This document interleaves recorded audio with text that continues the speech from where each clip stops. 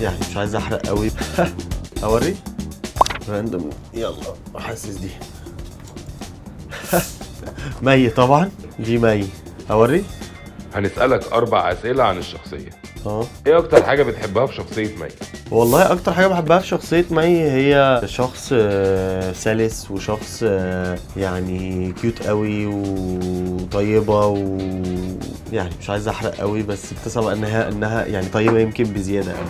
ايه اكتر حاجة ما بتحبهاش في شخصية مي؟ مش ما بحبهاش، دي كلمه كبيره، بس اتمنى ان مي، وده ان شاء الله يحصل في الاحداث، انها بتتطور وتكبر وتخرج بره السايكل التوكسيك يعني. طب لو هتنصح مي نصيحة؟ انا عارف انه صعب جدا انك تخرجي من علاقه توكسيك، السايكل صعب جدا، يعني الموضوع عامل زي خلع الضرس كده العقل، بس you can do it. اخر حاجة بقى، انت ككريم تخرج في ديت مع شخصية زي مي؟ Yes, I would go on a date مع شخصيه زي مي، بس not with the approach of عمار.